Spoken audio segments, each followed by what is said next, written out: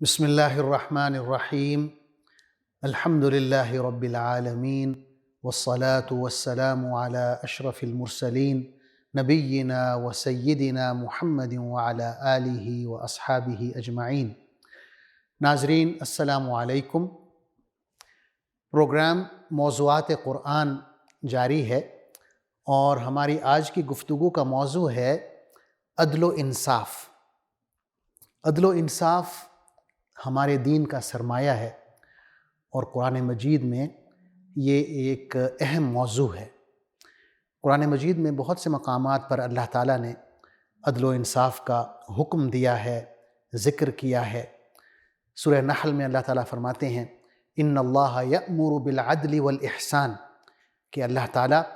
آپ لوگوں کو حکم دیتے ہیں عدل کرنے کا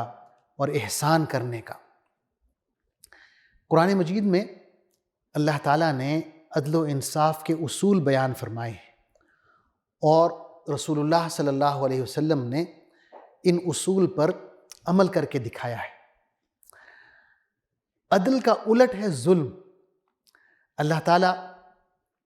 اپنے حوالے سے فرماتے ہیں کہ میں ظلم نہیں کرتا۔ قرآن مجید میں ہے ان اللہ لا یظلم مثقال ذرہ، کہ اللہ تعالیٰ ذرہ برابر بھی ظلم نہیں کرتے۔ یا ایک حدیث قدسی میں ہم پڑھتے ہیں کہ اللہ تعالیٰ فرماتے ہیں یا عبادی انی حرمت الظلم علی نفسی وجعلتہ بینکم محرما فلا تظالموا، کہ اے میرے بندو، میں نے اپنے اوپر ظلم کو حرام قرار دے دیا ہے اور تمہارے درمیان بھی ظلم کو حرام قرار دے دیا ہے، لہٰذا تم ایک دوسرے پر ظلم نہ کیا کرو۔ اسی طرح ہم دیکھتے ہیں کہ رسول اللہ صلی اللہ علیہ وسلم کی جو ذات بابرکات ہے، اس پر اللہ تعالیٰ کی جو صفت ہے عدل و انصاف، اس صفت کا عکس پڑتا ہے رسول اللہ صلی اللہ علیہ وسلم پر۔ اور ہم دیکھتے ہیں کہ بچپن سے لے کے جوانی تک اور جوانی سے لے کے آخر عمر تک آپ صلی اللہ علیہ وسلم نے عدل و انصاف کا دامن ہاتھ سے نہیں چھوڑا۔ مثلا بچپن میں ہم دیکھتے ہیں کہ حضرت حلیمہ سعدیہ رضی اللہ عنہا فرماتی ہیں کہ جب آپ صلی اللہ علیہ وسلم رضاعت کر رہے تھے، آپ شیر خوار تھے، تو تب آپ صرف ایک طرف سے دودھ پیتے تھے، صرف دائیں طرف سے حضرت حلیمہ سعدیہ کا دودھ پیتے تھے اور بائیں طرف جو ہے وہ اپنے دودھ شریک بھائی کے لیے چھوڑ دیتے تھے۔ جب کبھی بھی حضرت حلیمہ سعدیہ نے کوشش کی کہ انہیں بائیں طرف سے پلائیں تو آپ صلی اللہ علیہ وسلم نے دودھ نہیں پیا، صرف اور صرف دائیں طرف سے دودھ پیتے تھے۔ اسی طرح حدیث میں آتا ہے کہ بچپن میں آپ صلی اللہ علیہ وسلم اپنے چچا زاد اور پھپھی زاد بہن بھائیوں کے ساتھ جب کھانا کھاتے تو اس میں بھی عدل و انصاف کرتے، صرف اپنے حصے کا کھاتے، کسی اور کے حصے سے نہیں لیتے۔ ناظرین، یہ جو عدل و انصاف ہے ہمارے دین میں اتنا ہی اہم ہے جتنا اہم عقیدہ توحید ہے، عقیدہ رسالت ہے یا عقیدہ آخرت ہے۔ قرآن مجید میں ہم پڑھتے ہیں کہ اللہ تعالیٰ فرماتے ہیں وَأُمِرْتُ لِأَعْدِلَ بَيْنَكُمْ، کہ حضور صلی اللہ علیہ وسلم یوں کہیں کہ مجھے یہ حکم دیا گیا ہے کہ میں تمہارے درمیان عدل و انصاف قائم کروں۔ یا ہم یوں پڑھتے ہیں قرآن مجید کا حکم وَأَوْفُوا الْكَيْلَ إِذَا كِلْتُمْ وَزِنُوا بِالْقِسْطَاسِ الْمُسْتَقِيمِ، کہ جب تم تولو تو صحیح طرح سے انصاف سے تولو اور اپنے پیمانے جو ہیں انصاف کے مطابق ان کو درست رکھو، ترازو کو درست رکھو۔ اور یہ جو عدل و انصاف ہے زندگی کے تمام پہلوؤں میں آتا ہے۔ مثلا ہم جانتے ہیں کہ ایک مسلمان مرد کو بیک وقت 4 شادیوں کی اجازت ہے، لیکن یہ جو اجازت ہے اس کی واحد شرط ہے، ورنہ اجازت نہیں ہے۔ وہ شرط کیا ہے؟ عدل و انصاف قائم کرنا۔ اگر کوئی شخص اس قابل ہے کہ ایک سے زیادہ بیویوں کے درمیان عدل و انصاف قائم کر سکے تو تب اس کو اجازت ہے۔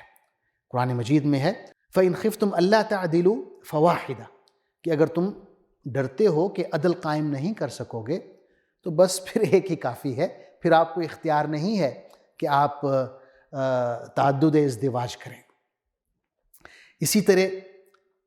ہم دیکھتے ہیں کہ دعوت و تبلیغ کے کام میں بھی عدل و انصاف سے کام لیا گیا ہے۔ حضور اکرم صلی اللہ علیہ وسلم قریش کے چند سرداروں کو دعوت دے رہے تھے کہ ایک نابینا صحابی ہیں حضرت عبداللہ بن ام مکتوم، وہ آ جاتے ہیں،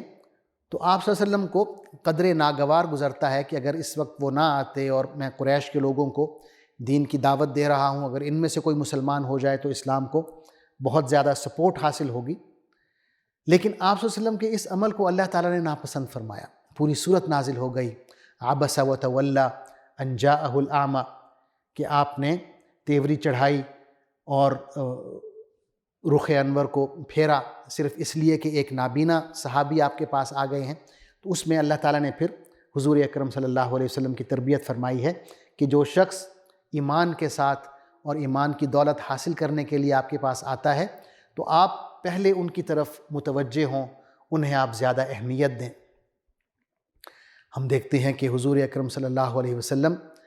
اپنے خاندان والوں کے ساتھ عدل و انصاف کر رہے ہیں کہ آپ کے چچا جناب ابو طالب آپ کی پرورش کرتے ہیں، آپ کو سہارا دیتے ہیں، لیکن جب آپ صلی اللہ علیہ وسلم اس قابل ہوتے ہیں کہ آپ ان کی مدد کر سکیں تو آپ ان کے بیٹے حضرت علی رضی اللہ عنہ کو اپنے گھر میں رکھتے ہیں، ان کی پرورش کرتے ہیں، ان کو پالتے ہیں، اور نہ صرف یہ کہ پال کے جوان کرتے ہیں بلکہ انہیں اپنا داماد بناتے ہیں، اپنی بیٹی حضرت فاطمہ رضی اللہ تعالی عنہا کا نکاح ان سے کرتے ہیں۔ یا آپ صلی اللہ علیہ وسلم کی جو ازواج مطہرات ہیں جن کے ان کے سابقہ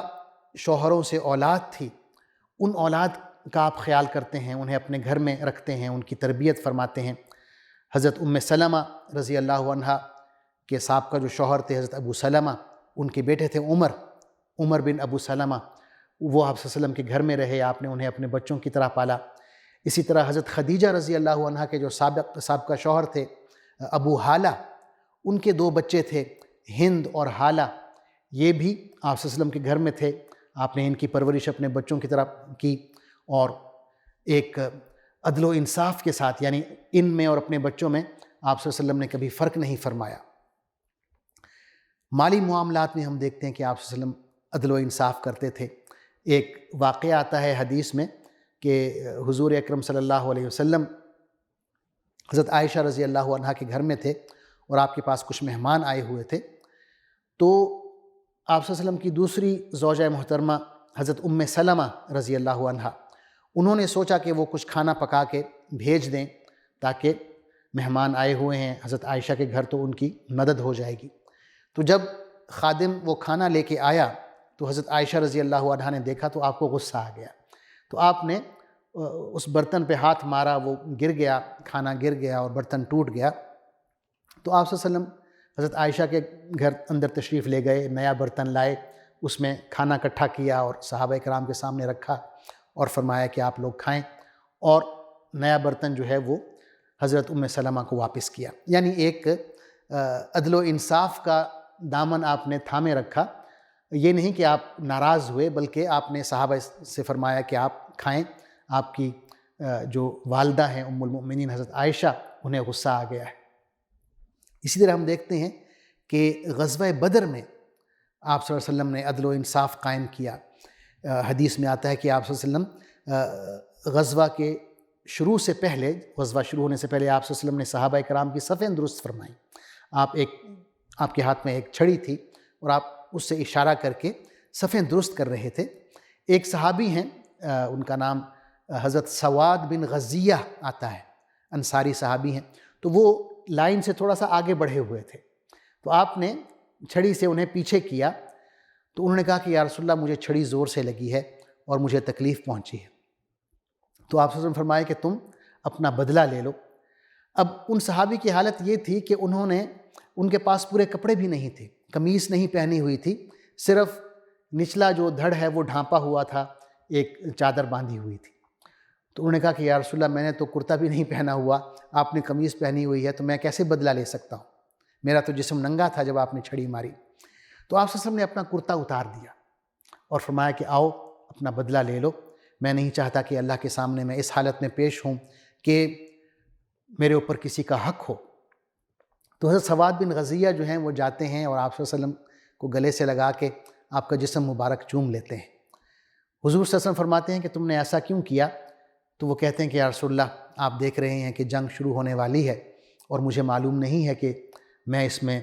بچوں گا یا زندہ رہوں گا، تو میں نے سوچا کہ میرا آخری عمل جو ہے میں آپ کو بوسہ لے لوں اور آپ کو چوم لوں۔ یعنی یہ ان کا جذبہ اپنی جگہ پہ، لیکن حضور اکرم صلی اللہ علیہ وسلم جو کہ ایک اس وقت قائد تھے، ان کا جو عدل و انصاف تھا وہ یہ تھا کہ فوراً اپنے آپ کو بدلے کے لیے پیش کر دیا اور چھڑی ان کے ہاتھ میں دے دی اور فرمایا کہ تم اپنا بدلہ لے لو۔ اسی طرح ہم دیکھتے ہیں کہ جب غزوہ بدر کے بعد قیدی آتے ہیں اور آپ صلی اللہ علیہ وسلم قیدیوں کے لیے جرمانے متعین فرماتے ہیں، جو امیر قیدی تھے ان کے لیے یہ فرمایا کہ 4000 درہم دے کے وہ آزاد ہو سکتے ہیں، جو متوسط قیدی تھے ان کے لیے آپ نے فرمایا کہ 2000 درہم دے کے آزاد ہو سکتے ہیں، جو غریب قیدی تھے انہیں آپ نے معاف فرما دیا، اور جو پڑھے لکھے قیدی تھے ان کے لیے آپ نے فرمایا کہ مسلمانوں کے 10 بچوں کو وہ لکھنا اور پڑھنا سکھائیں اور اپنی آزادی حاصل کریں۔ ان قیدیوں کے حوالے سے بھی ایک دلچسپ واقعہ پیش آیا کہ ایک ان میں قیدی حضور صلی اللہ علیہ وسلم کے اپنے داماد تھے، ابو العاص۔ یہ حضرت زینب رضی اللہ عنہا کے شوہر تھے۔ یہ قید ہو کر آ گئے اور ان کو چھڑانے کے لیے حضرت زینب نے، جو ابھی مکہ میں ہی تھیں، اپنا ہار بھیج دیا، اور یہ ہار وہ تھا جو انہیں ان کی والدہ نے شادی کے موقع پر دیا تھا۔ ان کی والدہ کون تھیں؟ حضرت خدیجہ رضی اللہ تعالیٰ عنہ، جو وفات پا چکی تھی۔ تو جب رسول اللہ صلی اللہ علیہ وسلم نے وہ ہار دیکھا تو انہیں اپنی بیوی یاد آئیں، ام المؤمنین خدیجہ رضی اللہ عنہ۔ آپ کی آنکھوں سے آنسو آ گئے۔ تو آپ صلی اللہ علیہ وسلم نے صحابہ کرام سے اجازت لی، ان سے پوچھا کہ اگر آپ لوگ اجازت دیں تو میں ابو العاص کو آزاد کر دوں اور یہ ہار بھی زینب رضی اللہ عنہ کو لوٹا دوں۔ جب صحابہ کرام نے اجازت دی تب آپ صلی اللہ علیہ وسلم نے وہ ہار جو ہے واپس کیا۔ یعنی یہ ایک عدل و انصاف کا معیار تھا کہ تمام قیدیوں کو جرمانہ لے کے رہا کیا جا رہا ہے، لیکن یہ جو قیدی ہیں ان کا جرمانہ اگر معاف کرنا ہے تو صحابہ کرام سے مشورہ فرمایا، ان سے اجازت لی، اور جب اجازت ملی تب وہ ہار آپ صلی اللہ علیہ وسلم نے واپس کیا۔ لیکن ابو العاص سے یہ بھی وعدہ لیا کہ جب یہ مکہ واپس جائیں گے تو حضرت زینب کو مدینہ بھجوا دیں گے۔ اسی طرح ہم ایک موقع یہ بھی دیکھتے ہیں کہ فتح مکہ کے بعد جب حضور صلی اللہ علیہ وسلم مکہ میں جاتے ہیں اور مکہ فتح ہو جاتا ہے، پھر طائف بھی فتح ہو جاتا ہے اور بہت زیادہ مال غنیمت آپ کو غزوہ طائف سے ملتا ہے، تو بعض انصاری صحابہ جو ہیں وہ یہ سمجھتے ہیں کہ شاید حضور صلی اللہ علیہ وسلم اب واپس مکہ آ گئے ہیں، مکہ فتح ہو گیا ہے، تو ہو سکتا ہے کہ اب آپ صلی اللہ علیہ وسلم مکہ میں ہی رہیں اور مدینہ واپس نہ آئیں۔ تو جب رسول اللہ صلی اللہ علیہ وسلم نے یہ بات سنی تو آپ نے ایک خطبہ ارشاد فرمایا جو بہت فصیح و بلیغ خطبہ تھا، اور اس میں آخر میں آپ صلی اللہ علیہ وسلم نے فرمایا کہ میں تمہارے ساتھ ہی رہوں گا، ہمیشہ انصار کے ساتھ ہی رہوں گا، اور مرتے دم تک میں آپ لوگوں کے ساتھ رہوں گا۔ تو یہ بھی ایک عدل و انصاف کا پہلو تھا، یعنی اگر آپ چاہتے تو اپنے وطن مکہ واپس آ سکتے تھے، مکہ فتح ہو گیا تھا، لیکن وہ لوگ انصار رضی اللہ عنہم جنہوں نے آپ کی مدد کی، آپ کو مدینہ میں بلایا، وہاں آپ کو رکھا، آپ کی حفاظت کی، آپ کے ہاتھ پر بیعت کی، حضور صلی اللہ علیہ وسلم نے ہمیشہ ان کا ساتھ دینے کا اور ان کے ساتھ رہنے کا وعدہ فرمایا، اور آخر دم تک آپ مدینہ میں ہی رہے، انصار کے درمیان رہے، اور وہیں آپ صلی اللہ علیہ وسلم کی قبر مبارک ہے۔ اسی طرح عدل و انصاف کا ایک معیار ہم یہ دیکھتے ہیں کہ قریش کا ایک ذیلی قبیلہ ہے بنو مخزوم، بہت اونچا خاندان ہے، اس کی ایک عورت نے چوری کر لی۔ اب صحابہ کرام اس شش و پنج میں ہیں کہ اتنا اونچا خاندان ہے، اس کی عورت نے چوری کی ہے، تو کیا اس کا بھی ہاتھ کٹے گا؟ تو انہوں نے کہا کہ ہم یوں کرتے ہیں کہ رسول اللہ صلی اللہ علیہ وسلم سے جا کے سفارش کرتے ہیں کہ کم از کم اس کا ہاتھ نہ کاٹا جائے، کہ بہت اعلیٰ خاندان کی خاتون ہے، اگر چوری ہو گئی ہے تو کوئی حرج نہیں، یہ جو ہاتھ کاٹنے والی بات ہے یہاں تک نوبت نہ آئے۔ لیکن کسی صحابی کی ہمت نہیں ہو رہی تھی کہ کون جائے اور سفارش کرے۔ تو سب نے مشورہ کیا کہ ہم یوں کرتے ہیں کہ حضرت اسامہ بن زید جو حضور صلی اللہ علیہ وسلم کے محبوب صحابی ہیں، نوجوان صحابی تھے، حضرت زید بن حارثہ کے بیٹے تھے، اسامہ بن زید، ان کو بھیجتے ہیں۔ تو حضرت اسامہ جاتے ہیں اور آپ صلی اللہ علیہ وسلم سے اس خاتون کے بارے میں بات کرتے ہیں کہ یا رسول اللہ اگر آپ مناسب سمجھیں تو اس خاتون کا ہاتھ نہ کاٹیں۔ حضرت اسامہ کی سفارش سن کے حضور صلی اللہ علیہ وسلم غصے میں آ جاتے ہیں اور آپ صلی اللہ علیہ وسلم ان سے کہتے ہیں اتشفع فی حد من حدود اللہ، کیا تم اللہ کی حدود میں ایک حد جو اس نے خود متعین فرمائی ہے قرآن مجید میں، اس کے حوالے سے سفارش کرنے آ گئے ہو؟ اور پھر آپ صلی اللہ علیہ وسلم اپنا مشہور خطبہ ارشاد فرماتے ہیں جس میں آپ فرماتے ہیں کہ تم سے پہلے جو قومیں تھیں وہ اسی لیے تباہ و برباد ہو گئیں کہ جب ان میں کوئی امیر آدمی، کوئی بڑا آدمی چوری کرتا تھا، جرم کرتا تھا تو اس کو چھوڑ دیتے تھے، اور کوئی کمزور آدمی، پسا ہوا طبقے کا شخص چوری کرے، کوئی جرم کرے، اس پر فوراً سزا نافذ کر دیتے تھے۔ اور پھر آپ نے قسم کھا کے کہا، آپ نے کہا واللہ لو ان فاطمہ بنت محمد سرقت لقطع محمد یدہا، کہ میں اللہ کی قسم کھاتا ہوں کہ اگر فاطمہ بنت محمد صلی اللہ علیہ وسلم چوری کرتی تو محمد صلی اللہ علیہ وسلم ان کا بھی ہاتھ کاٹ دیتے۔ یعنی یہ ایک عدل و انصاف کا معیار قائم کرنے کی اعلیٰ ترین مثال تھی کہ آپ نے قانون کے سامنے تمام معاشرے کو برابر کر دیا کہ کوئی بھی ہو، اونچا ہو، پسا ہوا ہو، امیر ہو، غریب ہو، آقا ہے، غلام ہے، گورا ہے، کالا ہے، مرد ہے، عورت ہے، سب قانون کی نظر میں آپ صلی اللہ علیہ وسلم نے برابر فرما دیے۔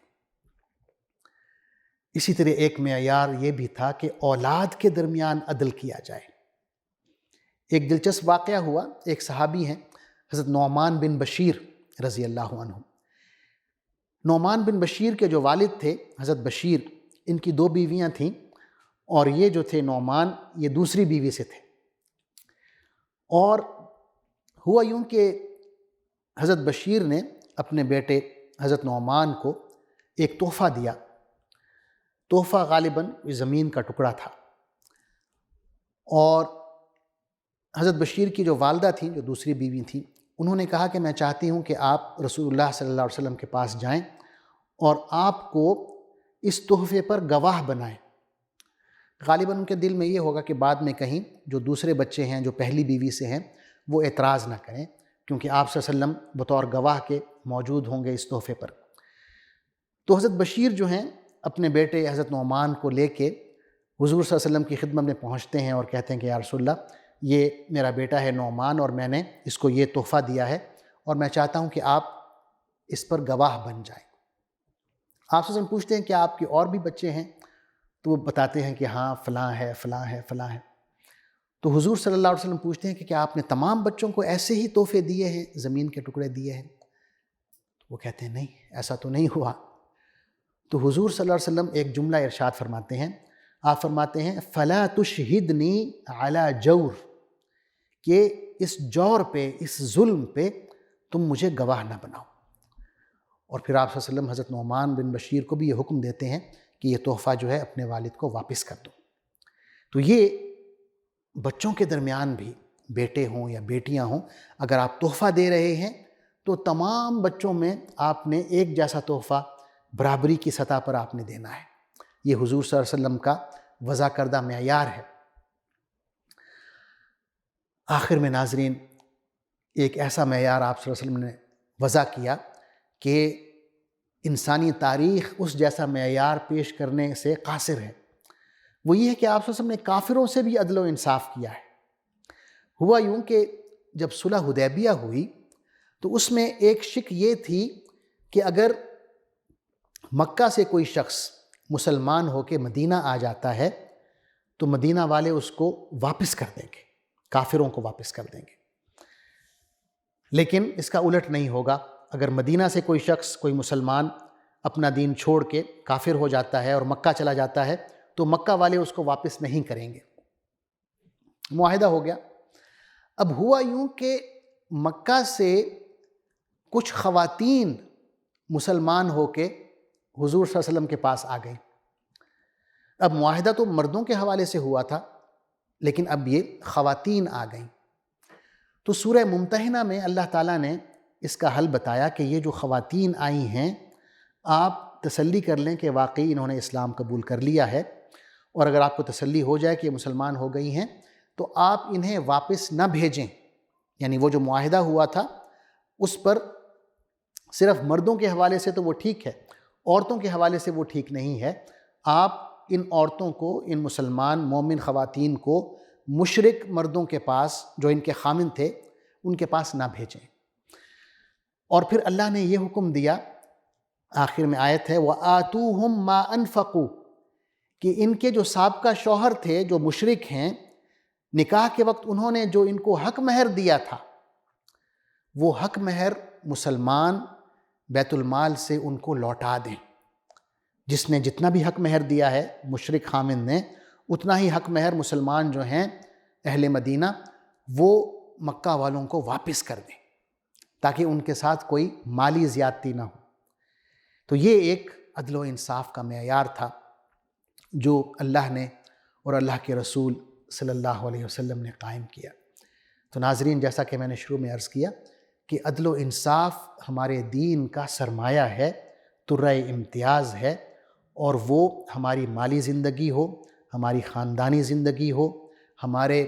بین الاقوامی تعلقات ہوں، ہمارے نجی معاملات ہوں، سب میں عدل و انصاف کا ہمیں حکم دیا گیا ہے۔ ہماری بیویاں ہوں، ہماری اولاد ہو، دوست ہوں، احباب ہوں، سب کے ساتھ اللہ تعالیٰ نے یہ حکم دیا ہے کہ آپ نے عدل و انصاف کا دامن ہاتھ سے نہیں چھوڑنا۔ اللہ تعالیٰ سے دعا ہے کہ اللہ ہمیں توفیق دے کہ وہ معیار عدل و انصاف کا جس کا اللہ نے اور اللہ کے رسول نے ہمیں حکم دیا ہے، ہم اس پر پورا اترنے کی کوشش کریں۔ جزاکم اللہ خیراً، بہت بہت شکریہ۔ والسلام علیکم ورحمۃ اللہ وبرکاتہ۔